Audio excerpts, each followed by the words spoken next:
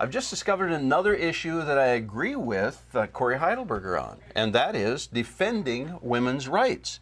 But that's about where the conversation begins to separate, because defending women's rights, from his perspective, is quite a little bit different than mine. I think on this issue, Corey, I have the intellectual and moral high ground, but we'll see. Let's, on this segment, agree that you won't bloviate beyond 30 seconds, and then I'll take a turn at 30 seconds. So you go first. I believe this conversation started when we mentioned reasons I would vote against Gordon Howie in the general election. Well, the first reason is Rick Weiland's awesome. Rick Weiland's awesome. Another reason, though, is that Gordon Howie's position on reproductive rights and on abortion is inimical to my view of women's rights. Abortion is fundamentally something that affects women in a way that it does not affect either of us wombless individuals playing games here on the camera. Therefore, I don't feel that abortion has a place in public policy where an individual like Gordon, elected senator, would be making rules for women about what they're going to do with their bodies. What would you suggest that we do with regard to women's rights for unborn baby girls? I would suggest, and you'll love this, that your ascription of women's rights to unborn individuals does not make constitutional sense. I think there's a threshold there where rights of people who aren't people, well, just linguistically, it doesn't make sense. You've used up your 30 seconds and part of mine. When you say rights of people who aren't people, did I hear that right? That's what you said. You want to ascribe rights to people who I would say aren't people. They're unborn. They're not people. You're saying they're not people. When would you bestow upon an infant the right of personhood? That is the tricky question that Gordon and his ilk, and I'll use that word for the first time today, his ilk have been trying to write into law to box people into a corner. You. No, don't attack me. Tell us what you think. When would you give personhood to these little children?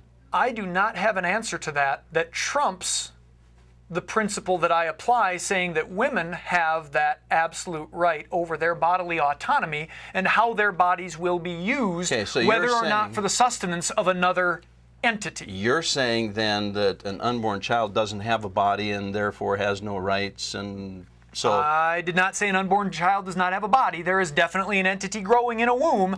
I'm saying that the woman's right to determine how her body will be used trumps any arbitrary number that we might set as to when we're going to assign those rights. The woman's rights as the biological provider for that entity take precedence for her to be able to decide whether she's going to do that or not.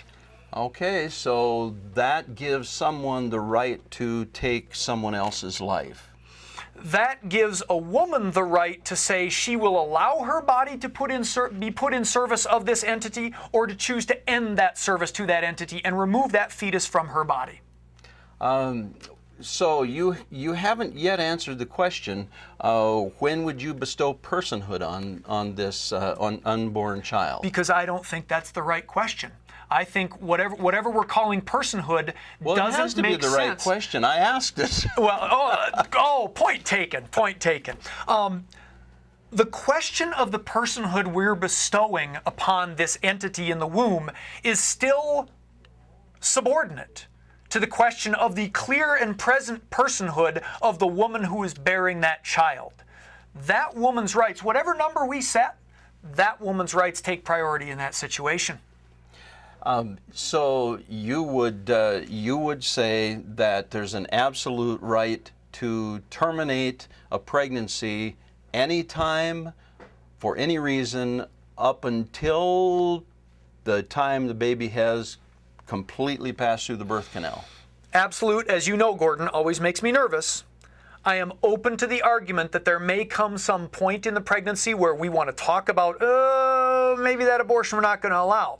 But I'm uneasy enough that I'm going to say you don't know when that point is, though. I don't know when that point is, but I think there is definitely a point where a woman should be allowed to make that choice during the pregnancy. Do you know that there is a time when life begins?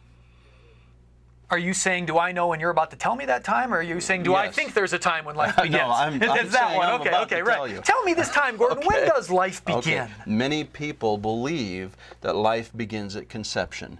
I disagree with them. That might surprise you. A little bit. Okay, but let me tell you Is why. it 2 days after? When's this happen? Let me tell you when life begins. The Word of God says, and this is God talking, before I formed you in your mother's womb, I knew you. So life begins in the mind of God. And it's my assertion, now your time's up. You've been terminated. Now it's my assertion that mankind does not have the moral authority to determine specifically when that life ends. We'll see you at the polls, Gordon. Corey, thanks for being here. Thanks for having me.